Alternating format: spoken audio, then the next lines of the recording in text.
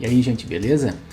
Agora que a gente viu o movimento uniforme e o movimento uniformemente variado em suas trajetórias, a gente vai começar agora o mesmo estudo que a gente fez lá. A diferença agora vai ser a nossa trajetória. Vamos tratar agora de trajetórias circulares e não mais retas lineares. O detalhe que perceberemos é que a gente vai obter resultados muito semelhantes. Ironia do universo? Quem sabe?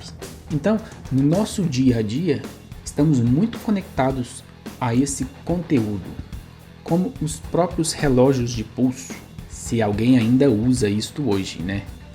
Os satélites de comunicação em torno da Terra também vão observar esse movimento circular. O próprio satélite natural da Terra, nossa Lua, ela vai descrever órbitas com uma boa aproximação desses movimentos. O simples fato de andarmos de bicicleta numa trajetória reta mesmo, estaremos utilizando esses conceitos. Observe que quando o nosso estudo era sobre trajetórias retas, lidávamos com grandezas que chamávamos grandezas escalares lineares, por se tratarem de medidas relacionadas a comprimento, ou seja, uma dimensão linear. Agora, com o estudo da trajetória circular, lidaremos com grandezas que são chamadas de grandezas escalares angulares, por se tratarem de medidas relacionadas a ângulos, ou seja, uma dimensão seguindo os ângulos, beleza? Mas então, sem mais enrolação, bora para a aula.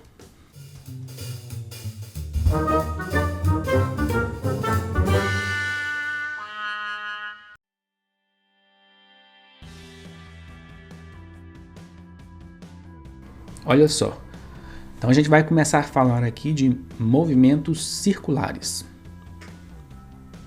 Vamos pensar na nossa trajetória não mais como uma reta, mas como um círculo, beleza?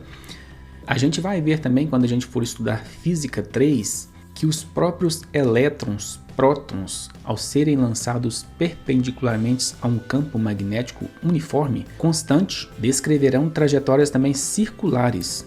Este é o princípio dos aceleradores de partículas. Observe nessa figura aqui, então eu estou mostrando aqui um esquema bem resumido disso que a gente está falando. A gente tem aqui um campo magnético representado por esses pontos de X, que seria um campo magnético entrando na página. Então a gente tem uma partícula carregada, ou seja, um elétron de carga negativa, ele entra perpendicularmente então ao nosso campo magnético. Ao adentrar neste campo surge então uma força magnética, como a nossa seta verde aqui indica, puxando o nosso elétron para o centro de uma circunferência descrita num movimento circular, beleza? Isso aqui a gente vai ver bem quando a gente for estudar Física 3. Quero apenas que vocês observem a trajetória circular descrita pela nossa partícula carregada, beleza? Então, até o momento a gente estudou grandezas ditas lineares. Por exemplo, espaços, velocidade escalar média, velocidade escalar instantânea, a aceleração escalar média e a própria aceleração escalar instantânea, certo? São grandezas, então, lineares. Suas definições, elas derivam de medidas de comprimento. Então, eu posso dizer espaço linear, velocidade escalar linear, seja média ou seja instantânea, aceleração escalar linear. Beleza? Eu estou me referindo a trajetórias retilíneas. Relação com comprimento. Agora, quando a gente for estudar os movimentos circulares, a gente vai falar de grandezas escalares angulares. E eu digo angulares porque as suas definições elas derivam de medidas de ângulos. Como são medidos esses ângulos? Eles podem ter duas formas. Eu posso falar de graus e eu também posso falar de radianos. Como são essas medidas? Vamos falar inicialmente da medida graus. Então, 1 grau é uma medida de ângulo. Se eu olhar a minha circunferência, quantos graus possui uma circunferência? A gente já conhece isso. 360 graus, não é? 1 grau representa uma parte dos 360 graus. Então é o pegar o comprimento da circunferência e dividir por 360 graus. Aí eu tenho 1 grau. E quanto aos radianos? 1 radiano também é uma medida de ângulo. E ele vai determinar na nossa circunferência a relação que existe entre o comprimento linear e o raio. Qual é essa relação? O comprimento linear L equivale ao comprimento do meu raio. Observe então essa nossa segunda circunferência aqui. Eu tenho um ângulo, eu tenho um raio e eu tenho um comprimento linear. A gente sabe que a nossa relação para esse ângulo é dada por essa minha relação aqui, o ângulo sendo igual ao L dividido por R.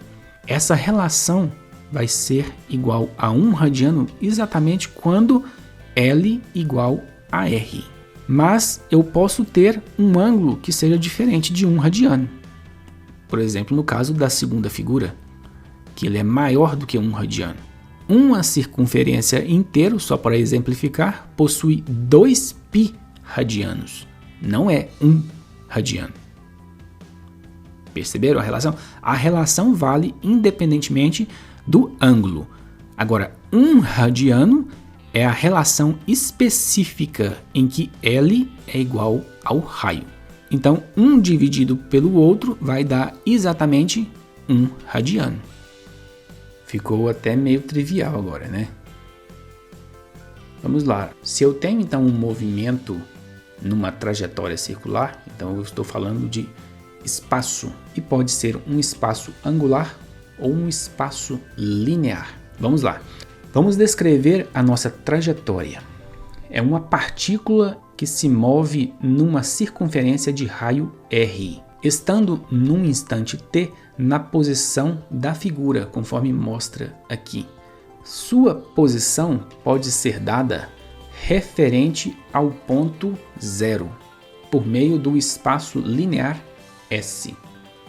Observe então que essa posição S ela fica em função do ângulo. Esse ângulo é o espaço angular, ou também dito fase da partícula no instante t. Ângulo esse converte-se no centro da nossa circunferência. Agora, este ângulo ele é medido sempre no sentido do movimento da partícula, sendo então nesse sentido positivo. Considerando que a nossa partícula está se movendo, então na nossa circunferência, entre os instantes t1 e t2, então há um deslocamento escalar linear de ΔS.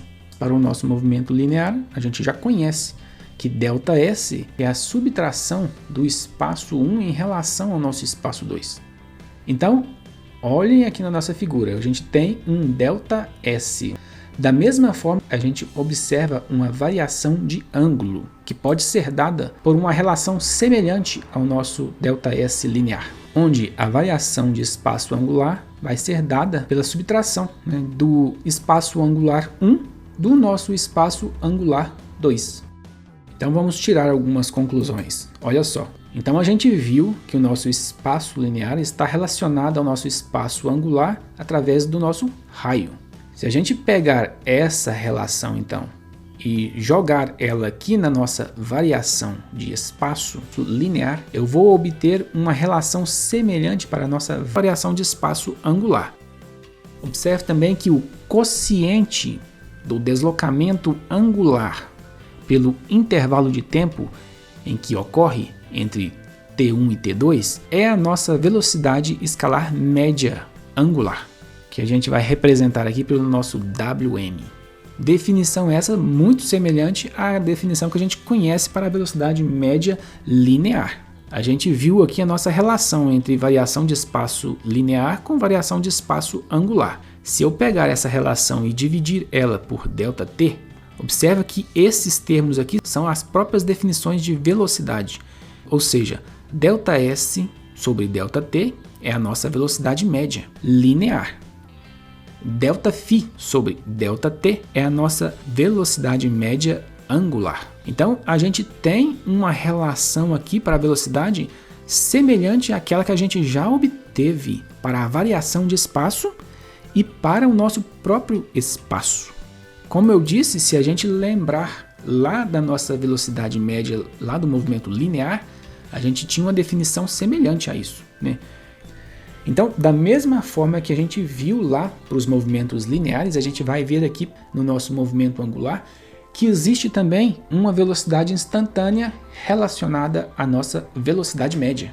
Observando aqui na nossa figura, nosso movimento, a gente diz que a velocidade escalar angular instantânea em certo instante t é o limite quando o ΔT tende a zero na nossa relação conhecida aqui para a velocidade média. Beleza, então a gente já falou de espaço, falou de velocidade e agora fica faltando então a gente começar a falar agora de aceleração. A partir de agora, se quisermos definir a aceleração, então a gente estará falando de movimento circular uniformemente variado. A gente vai começar a falar inicialmente de movimento circular uniforme, para só depois a gente entrar no uniformemente variado, beleza? Então vamos lá. O movimento circular uniforme.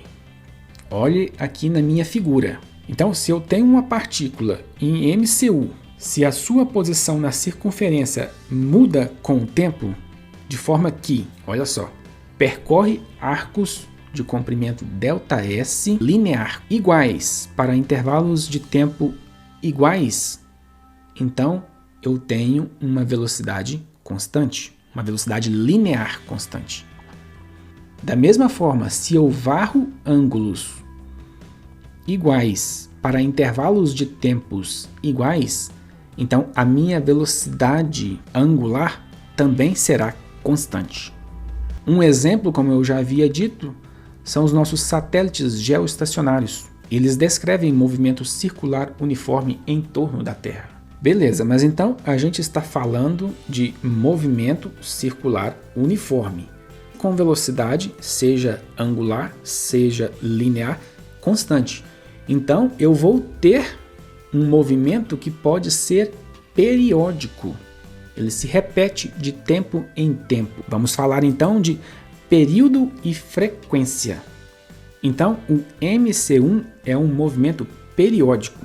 A cada intervalo de tempo, a partícula completa um ciclo na sua trajetória, uma volta. Então, o período no MC1 é o nosso ΔT, decorrido durante uma volta completa da partícula na sua trajetória.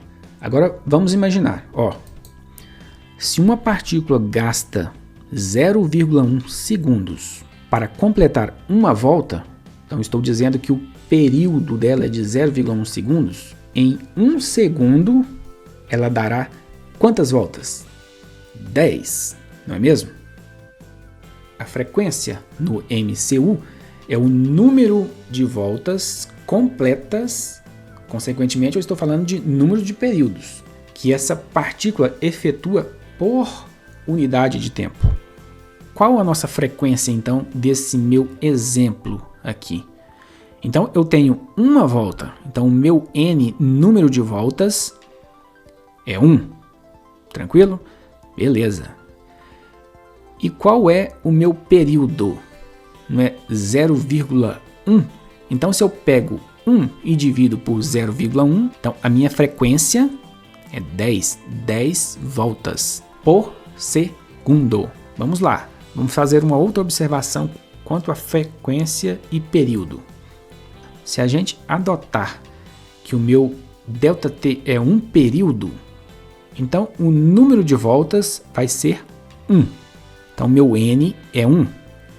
E se eu tenho um período nessa volta, então eu estou dizendo que frequência vezes tempo é igual a 1.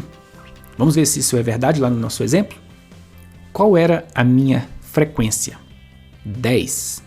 Qual era o meu tempo? 0,1. Então, 10 vezes 0,1 dá exatamente 1. Tranquilo? Então, frequência e período estão relacionados a um movimento periódico do MCU. Quanto às unidades de período e frequência, o período no SI ele vai ser dado por segundo, embora a gente possa medir ele em várias outras unidades, mas no SI a unidade é o segundo. Da mesma forma para a nossa frequência, a gente pode medir ela em várias unidades, mas no SI, unidade é o RPS, ou seja, a nossa rotação por segundo, que a gente chama também de Hertz. Então, uma volta por segundo, 1 RPS, 1 Hertz, simbolizado por Hz, né? Ou mesmo 1 S elevado a menos 1. Então, são representações do nosso SI. Então, tranquilo, a gente falou aí de espaço, falou de velocidade, falou de período e frequência. Vamos começar aqui agora a definir algumas expressões para esses movimentos. A gente vai começar falando sobre a nossa função horária de movimento. Então, para a gente definir a nossa função horária do movimento, a gente vai fazer que nem a gente fez lá no movimento linear. A gente vai começar olhando para a nossa definição de velocidade angular. Imagine então aqui no nosso círculo, na nossa trajetória, né, uma partícula em MCU partindo de t inicial igual a 0 na posição S0 para um outro espaço S, no instante t. Assim a gente tem uma variação de espaço linear para uma variação de tempo. Então a gente define a nossa velocidade linear. A gente viu que o nosso espaço linear está relacionado ao nosso espaço angular através do nosso raio. Se a gente pegar essa relação então e jogar ela aqui na nossa variação de espaço linear, eu vou obter uma relação semelhante para a nossa variação de espaço angular. Observe também que o quociente do deslocamento angular pelo intervalo de tempo em que ocorre entre T1 e T2 é a nossa velocidade angular. Se a gente abrir a nossa expressão aqui, então a gente tem a nossa variação de espaço angular sobre a nossa variação de tempo. Mas eu disse que a gente partiu de t inicial igual a 0, beleza? Então a nossa expressão aqui se resume à nossa função horária do espaço angular. Trazendo agora a nossa definição de período e frequência, a gente vai definir aqui para a nossa velocidade angular uma nova forma de visualizar. Se eu tomar o nosso ΔT como sendo um período, a gente vai ter nesse intervalo de tempo uma volta completa. Mas uma volta completa na minha circunferência é o quê? É um espaço angular de 2π radianos. Então, se eu substituir esses valores aqui na nossa fórmula da velocidade média, a minha variação de espaço angular então vai ser 2π. E a minha variação de tempo vai ser um período. Mas eu conheço uma relação entre frequência e período, que a gente acabou de ver logo atrás. Se eu isolar período aqui nessa equação e substituir ela aqui na definição da nossa velocidade angular, eu vou obter uma nova representação em termos de frequência para a nossa velocidade angular. Então eu vou obter o quê? Que a minha velocidade angular é igual a 2π que multiplica a frequência. Vamos olhar agora o gráfico da velocidade angular em função do tempo. Lembrando que no MCU, a minha velocidade angular ela é constante. Então a gente tem aqui uma velocidade angular média igual à velocidade angular instantânea, que nem era no movimento uniforme, para todo instante t. Agora, uma das maiores diferenças do movimento circular uniforme com o movimento uniforme é que aqui é a trajetória quem segue o sentido da velocidade. Lembrem-se de uma coisa, quando a gente falava de movimento uniforme, a primeira coisa que a gente fazia era definir o sentido da minha trajetória. E então tendo um movimento nessa trajetória. E de acordo com esse movimento, se ele era a favor ou contra, eu assumia um sinal para a minha velocidade.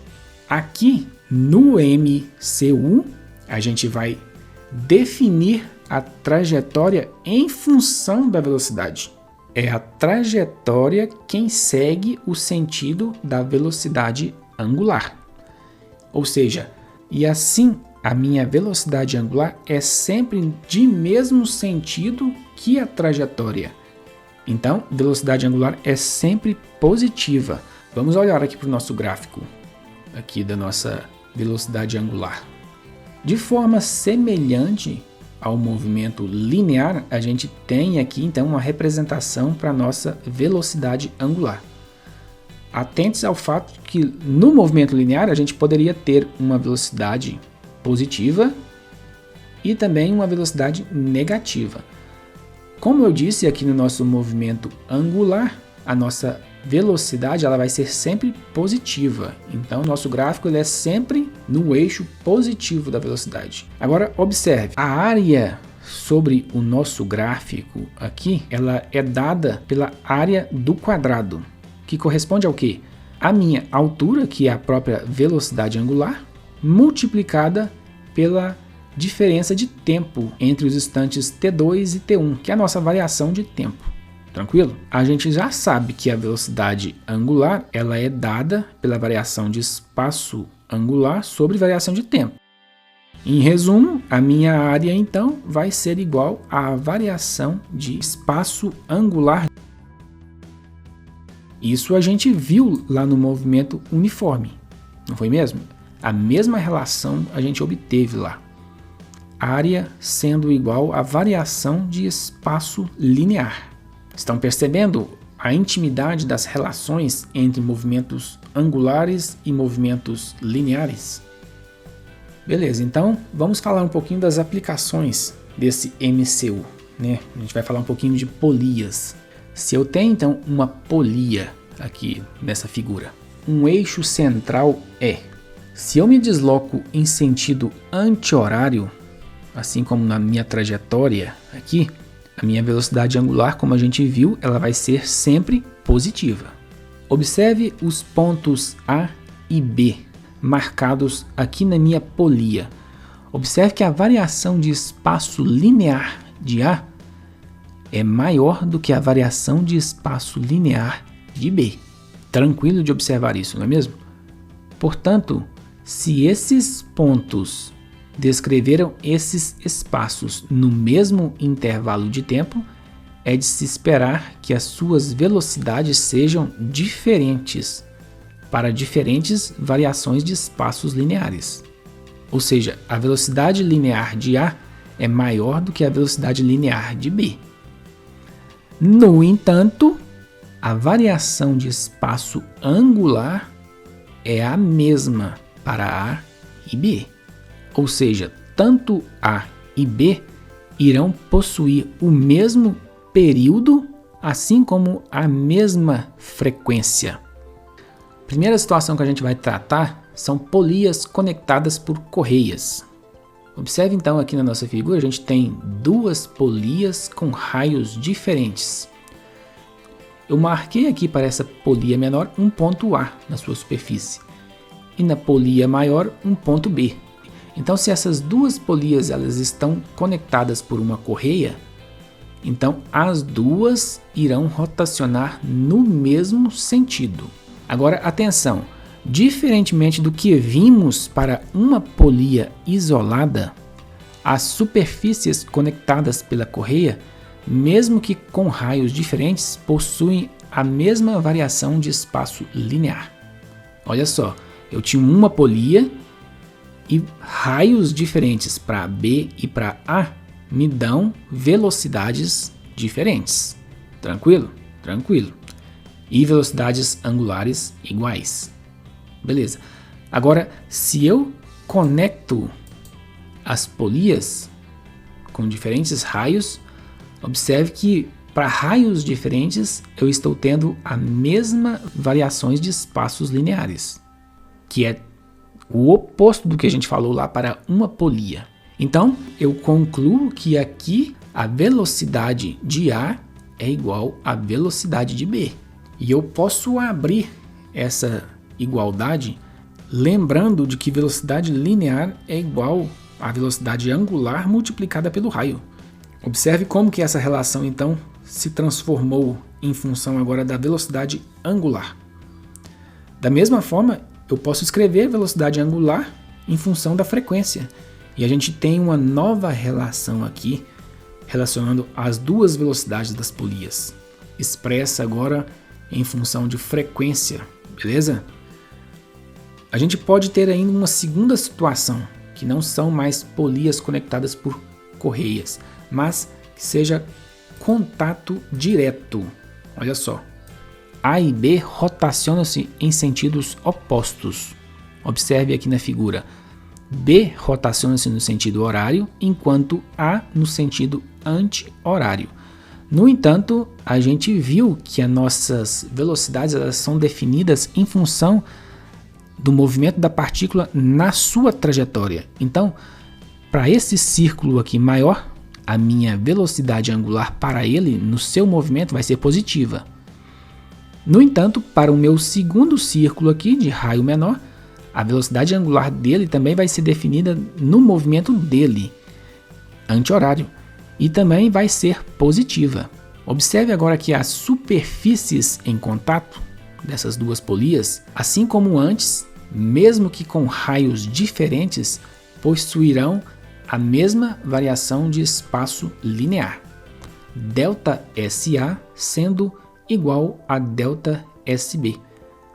Dito isso, então, a gente vai concluir que as suas velocidades lineares também serão iguais, exatamente o que a gente viu anteriormente.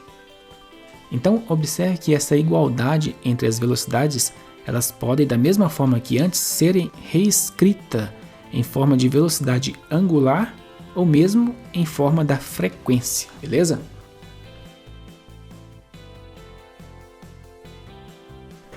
Então, até agora a gente está falando de velocidade angular constante. Mas e se a gente agora começar a pensar que essa velocidade ela pode mudar com o tempo? Então agora a gente está introduzindo o conceito de aceleração. Vamos falar então de velocidade angular variando com o tempo. Ou seja, uma aceleração diferente de zero. Então aquele conceito que a gente tinha de que velocidade angular média era igual a velocidade angular instantânea não vale mais. Da mesma forma, a gente vai ver aqui que a aceleração escalar angular também vai poder assumir valores para uma aceleração média e uma aceleração instantânea. Olha só no nosso esquema.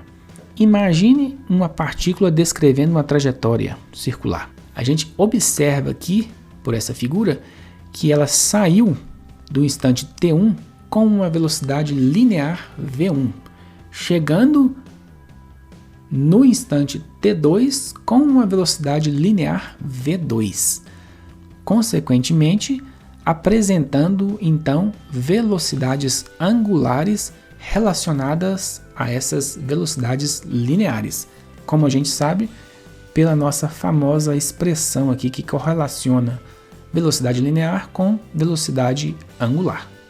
Tranquilo, né? Olha só. Dessa nossa relação, a gente já concluiu que a gente também pode escrever que a variação da velocidade linear é igual à variação da velocidade angular multiplicada pelo raio. Beleza? Agora, observe o seguinte, se a minha velocidade então ela está variando, o quociente da variação da velocidade linear pela variação de tempo irá nos dar a aceleração média linear.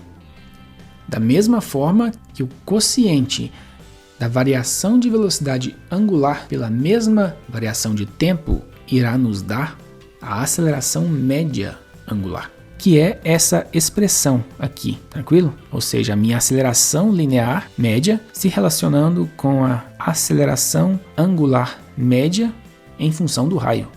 Agora, Se a gente está em MCV, ou seja, no movimento circular variado, então velocidade escalar média angular não é mais igual à velocidade escalar instantânea angular. A aceleração escalar instantânea angular para um dado instante t é o limite para quando o meu instante t2 tende a t1, ou seja, a minha variação de tempo tende a zero. Matematicamente, a gente representa essa aceleração instantânea angular pela letra gama é igual ao limite para ΔT tendendo a zero na definição da minha aceleração média angular. Agora, olha só, a gente já sabe, então, que a aceleração instantânea angular é dada, então, por esse limite de ΔT tendendo a zero. Então, se a gente sabe dessas duas relações aqui, para a aceleração instantânea linear, também era dada com a relação de limite para ΔT tendendo a zero em função da minha velocidade média linear. E para a minha velocidade linear, a gente pode escrever o quê? Beleza, agora eu vou mostrar aqui que a minha aceleração instantânea linear se relaciona com a aceleração instantânea angular da mesma forma que a gente já vem mostrando todo esse conteúdo de movimento circular com o movimento linear. Da relação de velocidade média para a velocidade instantânea, tanto linear quanto angular, os limites aqui aplicados irão nos dizer o quê? Que a minha aceleração instantânea linear também possui relação direta com a aceleração instantânea angular simplesmente pelo raio. Ou seja, a gente está repetindo todo o processo que a gente vem observando aí no movimento circular, que uma variável linear se correlaciona com uma variável angular pelo raio. Então, olha só, a gente falou aí de movimento circular e a gente viu que ele pode ser uniforme ou variado. A gente obteve aí várias relações e essas relações foram obtidas daquela definição inicial que a gente fez lá quando a gente falou de radianos. A gente falou que um ângulo ele se correlacionava com sua medida linear naquela trajetória circular por meio daquele raio. Lembra que a gente disse que um radiano era exatamente quando a medida linear era igual ao raio? Então, essa é o princípio do estudo do movimento circular. É ele que leva todas essas definições aqui. Agora eu vou dizer para vocês o seguinte. A gente pode dizer que todas as relações que a gente viu lá no movimento uniformemente variado, elas irão valer aqui no movimento circular uniformemente variado. Olha só, a gente tinha lá no nosso movimento linear do nosso MUV a função horária do espaço linear, a função horária da velocidade linear e a nossa equação de Torricelli linear. Olhando para essas relações aqui do movimento circular, se eu aplicar elas nessas equações do nosso MUV, se eu dividir por R, eu estarei obtendo as equações para o movimento angular. Fica claro isso para vocês? Então, gente, prestem atenção aqui nessa simulação aqui do nosso movimento circular uniforme. Quero que vocês atentem ao seguinte. Nós vamos simular, então, a posição, rapidez, aceleração a gente não vai falar aqui. Essa aceleração aqui não é a nossa aceleração escalar. Essa aqui seria a aceleração centrípeta. Porque se a gente está no movimento uniforme, então a aceleração a princípio deveria ser nula. Observe aqui que na coluna dela a gente pode verificar que ela não é nula. Beleza? Então essa aqui é a aceleração centrípeta. A gente vai falar dela em conteúdos mais adiante. Beleza? Mas enfim, Vamos nos focar aqui inicialmente na posição. Então a gente vai ter uma representação gráfica aqui do nosso raio no eixo das ordenadas e no eixo do X a gente vai ter o nosso período. Vou zerar aqui, né? Para o nosso movimento circular uniforme, então, a gente vai ter uma velocidade constante. Então essa coluna aqui da velocidade, você vai observar que a sua resultante ela é sempre constante conforme a minha partícula se mova. Olhem só, eu vou apertar aqui o nosso verde para a gente dar um movimento e observe que a nossa velocidade permanece constante. Da mesma forma que a nossa velocidade angular. Observe. Então, observe quando a gente fala aqui de frequência e de velocidade angular constantes, a gente está falando de um movimento uniforme. É um movimento, então, periódico. Observe como o movimento se repete a cada intervalo de tempo. Eu vou olhar aqui na minha linha temporal, olha só. Essa coluna aqui de T minúsculo, o φ e o S são a minha linha temporal. É a mesma que está correndo aqui no nosso eixo das abscissas. Beleza? Lembre-se que raios maiores equivalem a deslocamento linear maior, ou seja, um ΔS linear maior. No entanto, independentemente do raio, o deslocamento angular, o nosso ΔΦ, é sempre o mesmo, ele independe do raio. Agora, atente-se ao seguinte, a gente sabe lá da nossa relação de velocidade linear com velocidade angular, justamente essa aqui. Se eu reescrever a minha velocidade angular em função do período, conforme essa outra fórmula aqui, a gente vai verificar então que se eu altero o período, eu estou alterando a minha velocidade. Eu quero mostrar isto aqui no gráfico para vocês. Olha só, esse bastãozinho aqui, ele representa o meu período.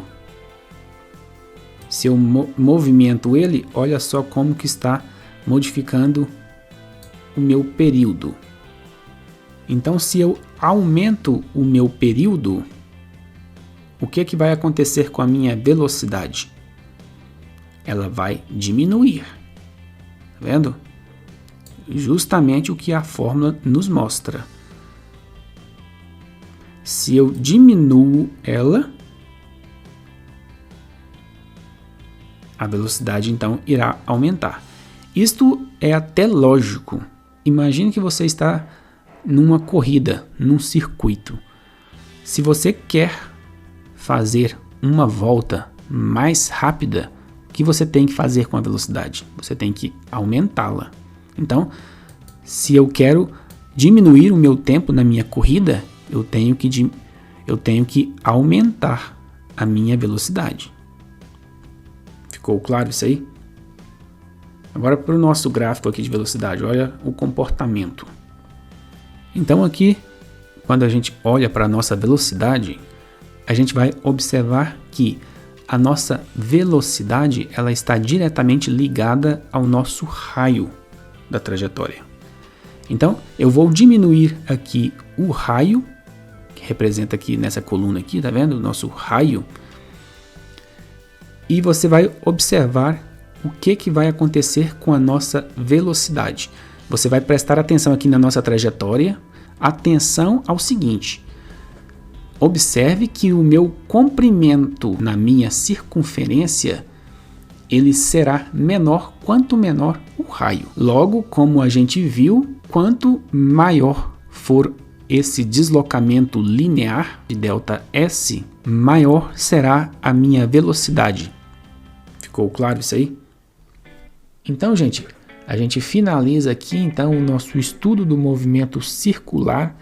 Eu espero que eu tenha conseguido passar para vocês aí o máximo desse conteúdo. Eu espero agora que vocês vão lá na minha lista de exercícios do movimento circular para vocês poderem fixar todo esse conteúdo aqui. Beleza?